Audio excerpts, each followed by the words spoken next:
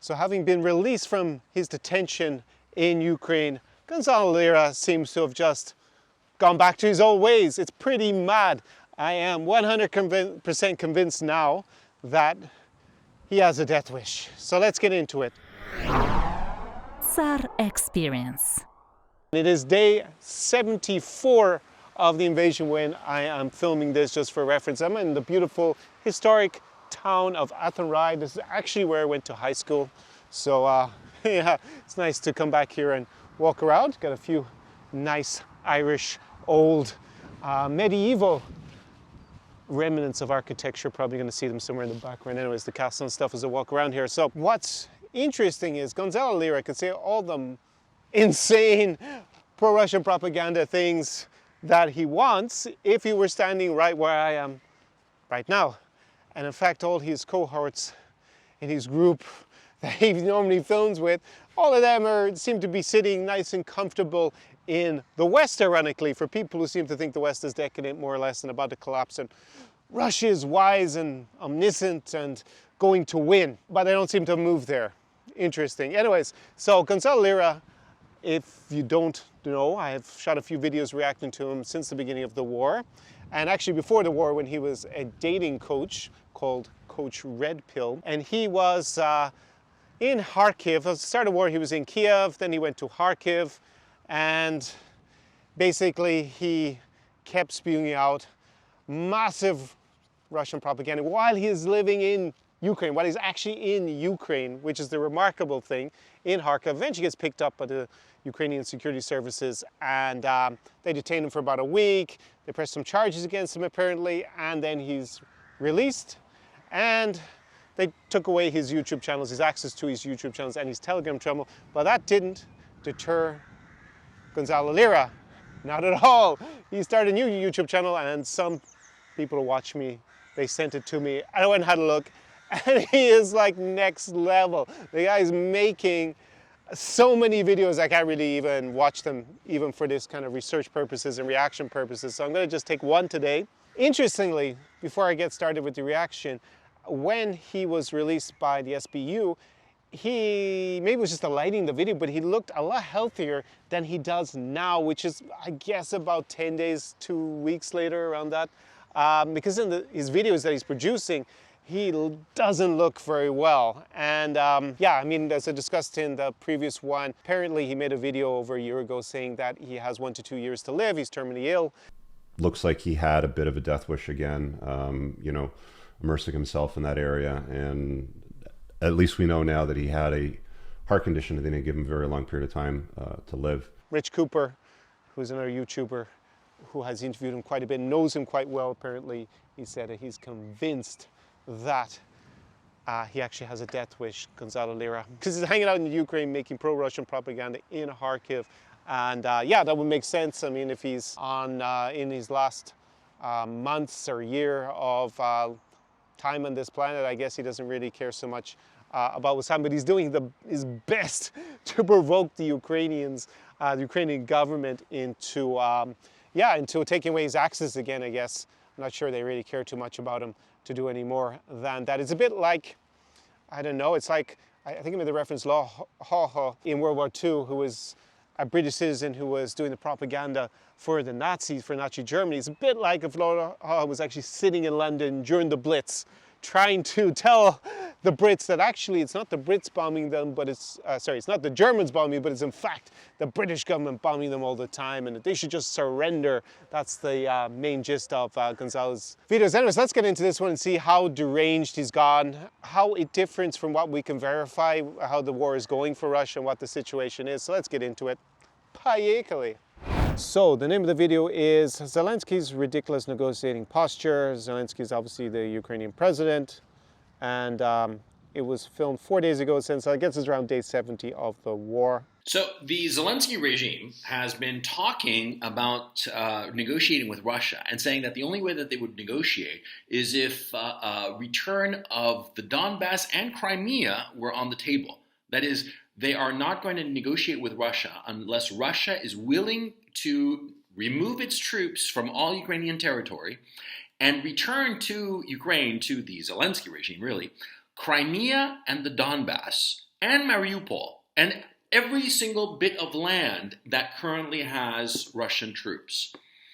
So the first thing that's a bit mad there is that Lira keeps referring to the Zelensky regime. I know technically every government, I suppose, no matter what type it is, we can call it a regime, but normally in English we refer to an autocracy, an authoritarian regime, a totalitarian regime. We don't normally refer to a democratic regime. So it's just very weird language since Zelensky was democratically elected in real elections against an incumbent, and he won with 73%. It's not even contested or anything. I've never actually heard Lira refer to the Putin regime, interestingly, who is an autocrat. He does have elections every once in a while, but I don't think too many people consider him really democratically elected. But it is what it is. And it's just very, very strange to keep constantly referring to him as the Zelensky regime. There he even says that it's not even giving the land back to Ukraine, it's giving it to the Zelensky regime. It's just stupid. To be frank, obviously if Russia decided to leave everything and give back the territory to control to the Ukrainians, it will be under the control of the Ukrainian government. And yeah, I just don't even get why to say that.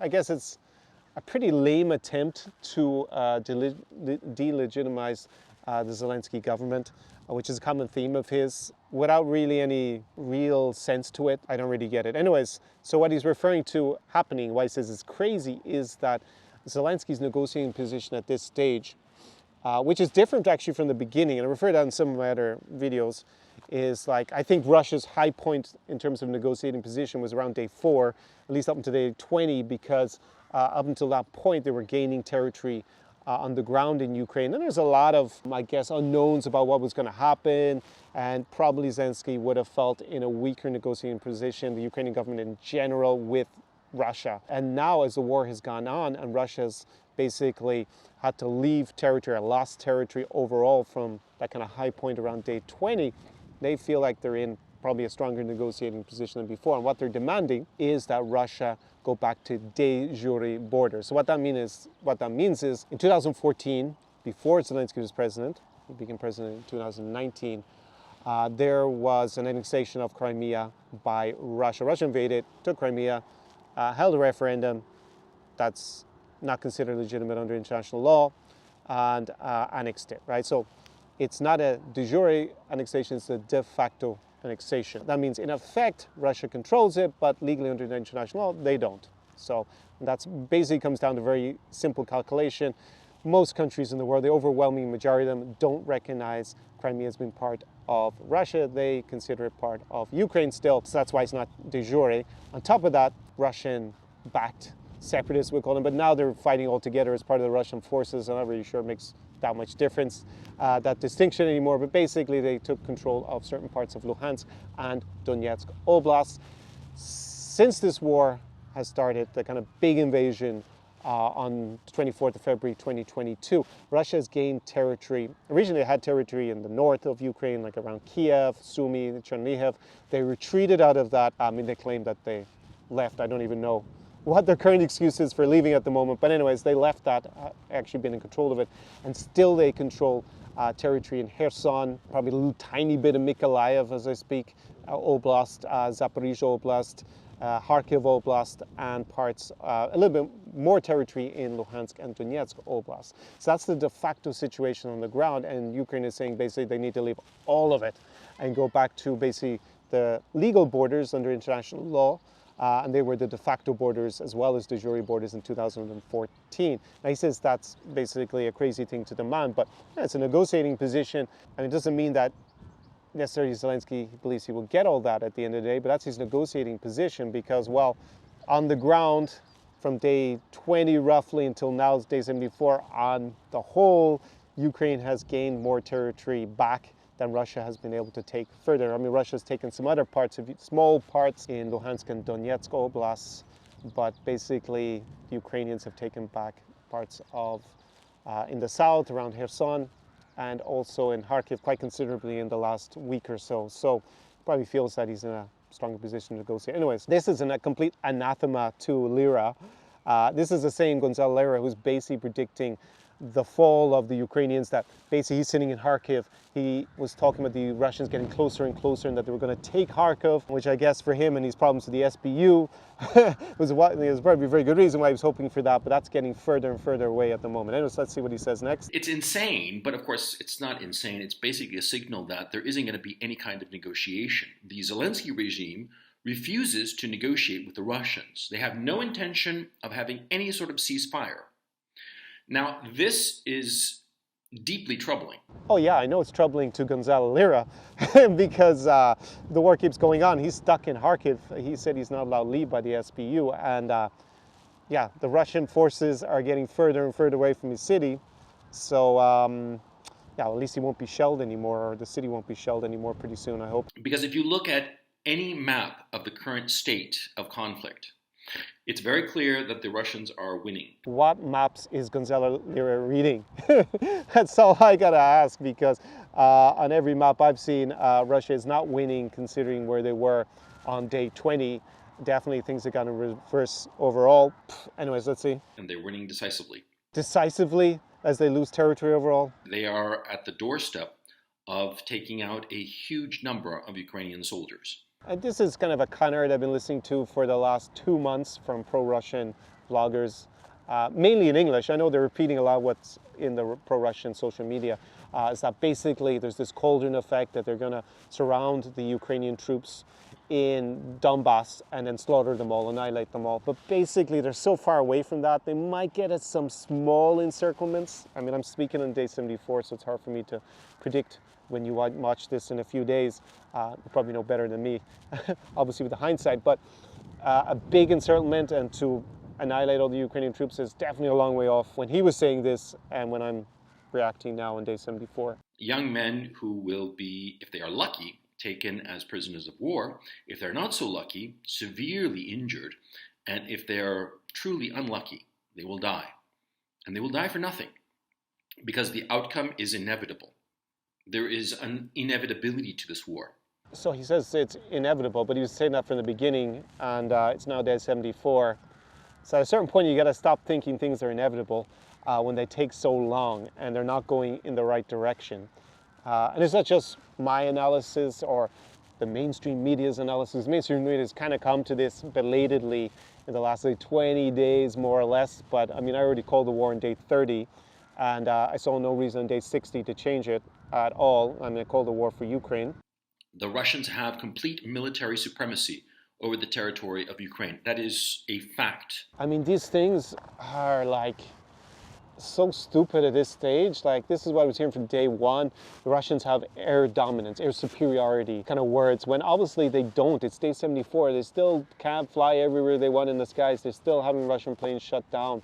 There's still a Ukrainian Air Force, for goodness sake, on day 74, which, you know, I bought into this idea when the war started that there was no real hope in the conventional sense with symmetric warfare, like the two armies lined up, that Ukraine stood much of a chance. And basically, I still thought Russia would lose, but only in the long term due to a partisan conflict. We're on day 74, and yeah, the Russians obviously don't have dominance.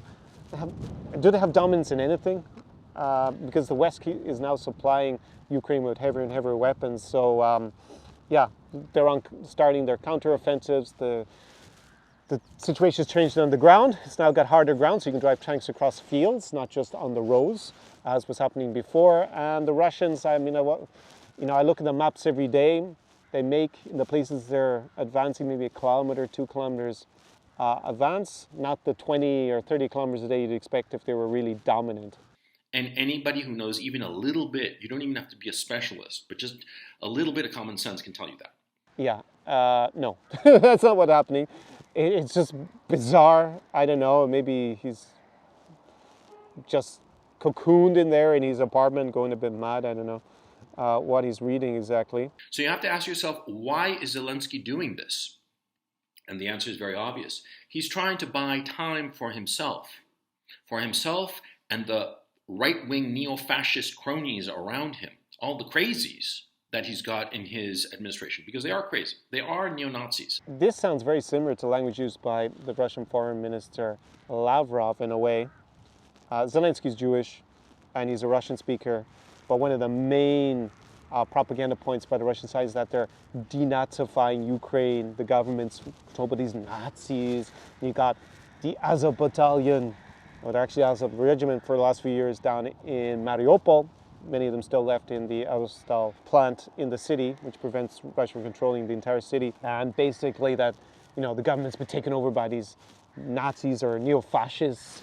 And Lavrov said that basically Jews are the worst anti-Semites, and then Putin had to apologize to the Israeli Prime Minister. But this is kind of similar enough kind of stuff in the sense that he's just calling a government that's patently not run by Nazis, since it's democratically elected and the president is a Russian-speaking Jew. It's important to say Russian-speaking because, it's Ukraine. And one of the other talking points from the Russian propaganda points was that the Russian speakers are oppressed and there's a genocide against them, we have to intervene. But it makes no sense. Also, Zelensky's grandfather was in the Red Army, and many of Zelensky's family was killed in the Holocaust. But guys like this just say that, the Ukrainian government is all fascist. Just to reiterate, the far-right parties in Ukraine get 2% of the vote, more or less. It makes absolutely no sense. And many of the people that Gonzalo Lira has been filmed with in the past are definitely a lot more right-wing neo-fascist than Zelensky is or his cohorts. Because Washington has this idiotic notion that the Ukraine conflict will somehow weaken Russia. They do not seem to understand Russians at all, or the Russian situation at all. This conflict, far from weakening Russia, has made it much stronger, much more self-confident, much more aware of its true power. This is just stuff. I don't know if I can keep listening to it at this stage. The guy's gone deranged. Russia's stronger when it's lost massive numbers of soldiers. We don't know how many. Russia won't publish any of the real figures, but I'm going to take the, on the lower end Western sources. I'm not going to take the Ukrainian government's figures because they're almost certainly inflated. I think they claim that it's over 25,000 killed in action, Russians. But we'll say 15,000, take a reasonably low figure in the estimates. That means that more Russian soldiers have been killed in this conflict in 75 odd days than in the two Chechen wars, right? Because that was 10,000 combined, or the Afghanistan war, the one that basically led to the imploding of the Soviet Union in part. That was 10,000 killed in action over 10 years. Day 75, we're up to that insane figure, most likely. And it has unified the Russian people. Yes, this I agree with, because often what happens when there's a war, people rally around the leader, which happens to be Putin, and they feel a lot more nationalistic and proud to be their country. But as wars drag on, that tends to taper away. We'll see what happens in Russia, whether people support the war as it goes on if it goes on for weeks and months and years, maybe even, then it might be harder to keep that sense of national unity and support for the war going. But Russia has been stronger as a result, not seeing how they're stronger. One of the big things at the beginning of this from Western analysts was that it's going to be a big showcase for the Russian military in terms of arms sales. But I don't think anyone's going to be investing in too many of the Russian armaments after seeing what's been happening. And probably the Bayraktar drones are probably going to be best sellers because of the damage they've wreaked. Also, along with things like javelins and stingers. Russia is not stronger because of this. Russia is in a hell of trouble, and they can mass things up, in terms of the exchange rate of the currency. In the short run, that's fine. They had a war chest left aside for that, but the prediction of the World Bank is that their GDP is going to contract by 15% this year. Ukraine's will be a lot worse because they're the ones getting their infrastructure and their country bombed and blown to bits by Russia, so they'll probably contract about 50% is the prediction by the World Bank, 15% for Russia. So yeah, Russia have been stronger at this point in day 74, not convincing, but definitely people, it seems, are rallying around Putin and that he's more popular than before. It is very hard, I must add the caveat, to get accurate polling data from Russia because, well, basically if you even call it a war and it's an authoritarian state, probably heading towards totalitarianism, that's the route it's on, unfortunately. Yeah, who's going to go and say, yeah, I don't support the government? Probably less likely to happen than it would be in a democracy in general. So, but even the Levada Center, their polling, it shows, at least we can see that, according to their data, that Putin is more popular than before the war, and the war seems to have a good amount of support. And the fact that the West has gone out of its way with these ridiculous sanctions to punish the Russian people, because sanctions only punish the people, well, what's happened is that the Russian people, in the face of these punishments, have turned to their government, have turned to Putin, and they support him as never before, precisely because of the Western sanctions. Well, I don't think there's any evidence that it's because of the sanctions necessarily. I think it's more the fact that he's convinced enough Russian people that they're fighting the Nazis. It's part of what he's repeating, as implausible really as that is in Ukraine. And that they basically they're fighting the Nazis, they're fighting the West in Ukraine, because now the West is arming Ukraine and supporting them diplomatically and financially in their war of defense against Russia's war of imperial aggression in Ukraine. But that's, I guess, Putin, especially with that speech he made 2 days before the invasion, he definitely tapped in, I think, to that sense of resentment amongst a lot of, in particular, older Russians, that, the West has had it out for them, that they've been betrayed by those Ukrainians because they don't want to be with them anymore. As a majority, that's what they've been voting for, at least since 2014 consistently, and basically back 2004 on and off. That's what I would say is the main reason why he has to support. And the sanctions, maybe it adds a little bit, but not really seeing much to support that thesis. The fact that Zelensky floated these negotiation points, which are no negotiation points at all, signals that this war is going to be fought to the bitter end. And the bitter end at this time, and this is a realistic assessment, and it's going to hurt the feelings of a lot of people, but the realistic outcome of this conflict is that Russia will take all of eastern Ukraine and all of southern Ukraine. So that is the new, I guess, declared Russian objective in the war. It's funny listening to Gonzalo Lira now, because at the beginning he was like, oh, they're just going to capture Ukraine and they're going to put in a puppet government. And I guess their plan was always then to annex parts of the south and east formally into Russia. That would make sense. But they never got up in Kiev to replace the government. So now that's kind of reduced goal. As Russian commander said it a few weeks ago, and link up with Transnistria, but they're not making much progress in that. And the Ukraine that will remain will be a rump state. And it will stretch from Kiev and Poltava Oblast all the way to just shy of Lviv, the city in the west. Lviv will be taken over by the Poles. They are already signaling that they are going to take over that region of the country, the ancient Galicia. This is just a weird claim that, it's been going since maybe about 2014 in Russian media, that, they do these maps, Ukraine will leave this bit in the center and Hungary will grab up a piece of Western Ukraine, Poland will take a piece of Western Ukraine, Romania will take a piece somewhere around Chernovtsi, where I was before the war, where I actually fled from when Russia invaded. But at the moment, with the current situation, what evidence is there for that? What would Poland do in Lviv, for example, where there are no Polish people? Well, they're just going to occupy it. They're going to drive in with tanks and soldiers and take it over and fight the Ukrainian military for it.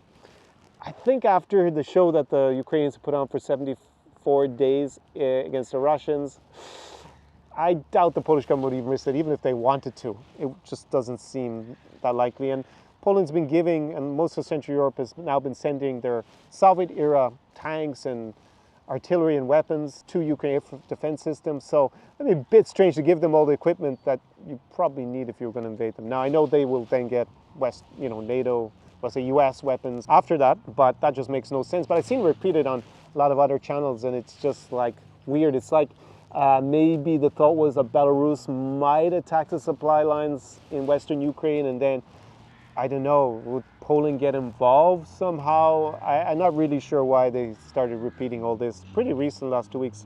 I've seen it on a few different channels that Gonzalo Lira appears on, so not really sure what the thought process behind that is, but it just seems a bit mad again.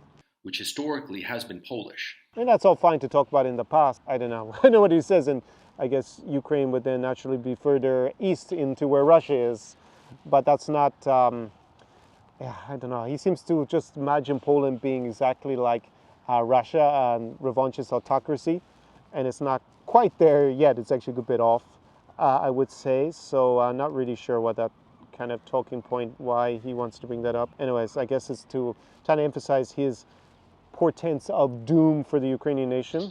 The Poland that is historical actually includes lands that are currently Belarusian and Ukrainian.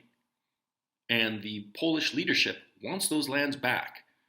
Don't think the current Polish government has that declared agenda as going in and taking back Western Ukraine, especially by force. Ukraine, rather, the Ukrainian nation, is going to be decimated by a war that should have been over by now.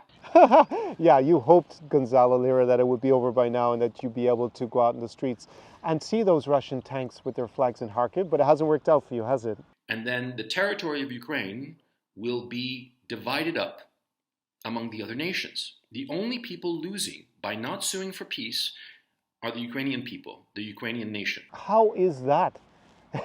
Your idea for them would be that they would be a puppet state of Russia and parts of it would be annexed. That sounds like a great solution if you're Ukrainian and you don't want to live under that. You have to go back to the origins of the conflict. Why does Ukraine not want to be in Russia's sphere of influence? Because the promise of prosperity by joining the West is so strong because they've been hanging out in Russia and they've got a quarter of the GDP of neighboring Poland, GDP per capita, and of the Baltic states who did join the European Union. And that's basically driving it because Russia doesn't really have that much to offer them if they stay with them. This is the reality of relations between great nations.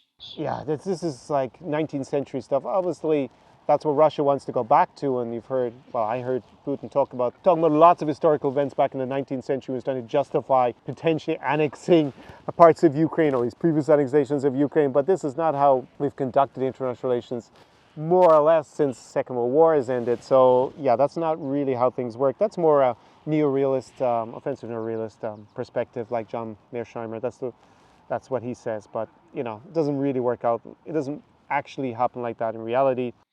This tragedy of the partitioning of Ukraine, the breaking of the Ukraine nation, could have been avoided if there had been some common sense, if there had been actual care taken for the well-being of the Ukrainian people and the Ukrainian nation. Oh, listen to this, fucking terrible. Anyways, yeah, so if they surrendered, like he was saying in the beginning, what would Gonzalo Lira's advice have been to Winston Churchill in 1940? I think it probably would have been, based on what he says to Ukraine, surrender. Care for, your country's about to be carved up by the Germans. It's inevitable. Oh, blah, blah, blah. Surrender monkey advice. I mean, he doesn't blame Russia or Putin in any of this. I get that he doesn't, these are all crocodile tears about the Ukrainian soldiers and whatnot, but he also doesn't talk about the Russian soldiers who died. I mean, I use that figure 15,000 that have been sent to their deaths for what? So that Gonzalo Lira gets to see a Russian flag in Kharkiv, potentially one day. He still dreams of it. If anyone is to blame here, you can talk about the ambition of the Russians, the ambition of the Americans, the ambition of the Russians, the ambition of the Europeans, of the Poles, of the Hungarians even. Why is he talking about the Poles and Hungarians? They didn't invade Ukraine. Who was responsible for the deaths of all of these Ukrainian soldiers? Current estimates, realistic estimates that I have seen, say that at least 25,000 Ukrainian soldiers have been killed in this conflict, and an additional 3,000 civilians have been killed in this conflict. I don't know where he's getting those figures. I would be very happy if it were only 3,000 civilians were killed. I fear it's going to be in the tens of thousands, but or multiple thousands above 3,000 at least. And if it's 25,000 dead Ukrainians, we don't really have figures to be able to say that. I don't know where he's taking that from. But anyways, who's responsible? Tell us, Gonzalo Lira. Who is to blame? The Zelensky regime. Oh, for fuck's sake. Yeah, you know who I'm going to blame? I'm going to blame Russia because they invaded. It's just that simple. And yeah, this guy, I mean, I know at the start of the video you said you could be sitting here in Athenry in Ireland and say exactly the same thing. And you wouldn't get in trouble because I guess we just say, you're not a traitor or whatever, you're not trying to foment or assist an invading army. But when you're sitting in Kharkiv and doing it, it's just, and you've already been arrested by the security services for whatever he's been publishing, and you go and do it again, you're either an idiot or you really just want to get caught and get in trouble, right?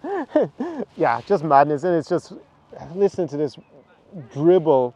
And it's all the same people around him who's on these channels. They all have this ecosystem where they all talk about Russia's winning and the Zelensky regime. And some of the other conversations I've sat through and suffered through that I've seen Gonzalo on other channels, I just have to find, there's one where I think it's this guy Hinkle or something, and they talk for 2 or 3 minutes about, they almost sound like flat earthers. They're talking about how Igor Kolomorsky, the Ukrainian oligarch, that they're only finding his name Ihor Kolomorsky. So there's a plot somewhere to hide all the information.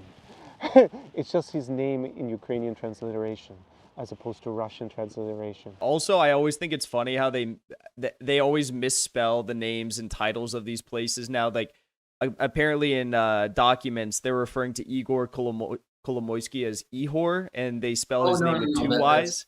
And they spell it wrong, so they try to hide what's going on in these documents. That I don't know, but what is true is that you see these names are in Cyrillic.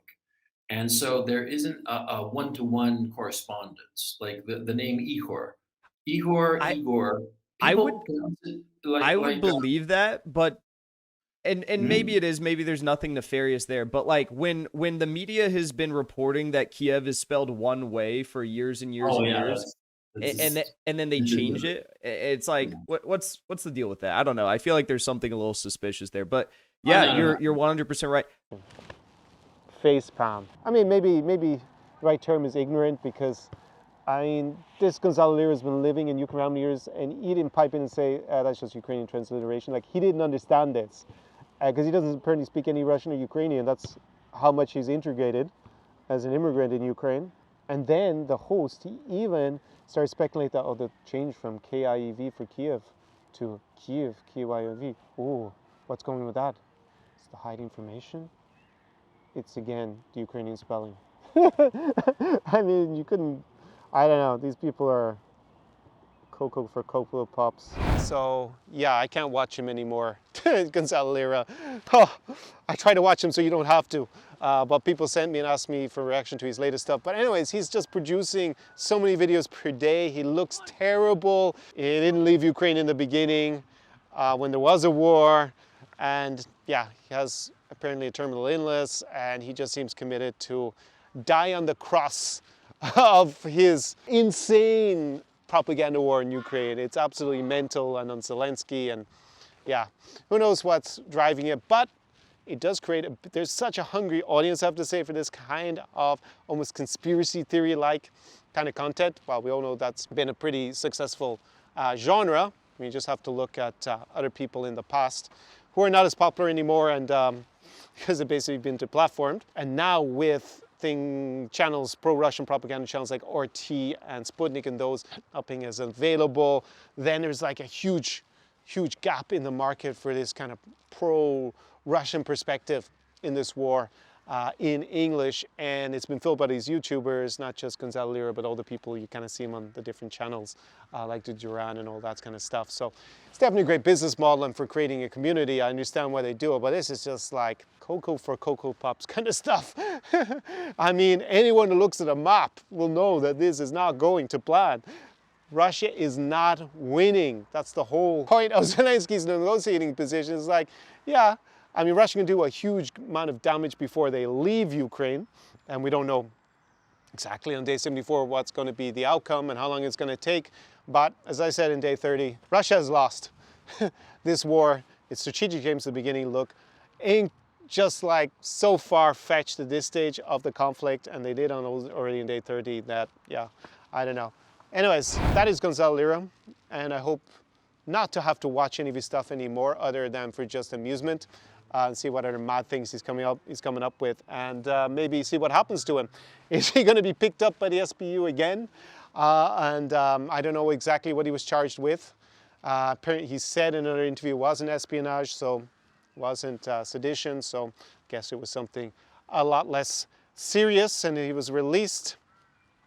But anyways, apparently he had access to the internet still, so he's able to make his deranged videos about what's happening in Ukraine. So that's the end of today's video from quite nice Athenry in the west coast of Ireland. You may know the song The Fields of Athenry. I should have said that at the beginning.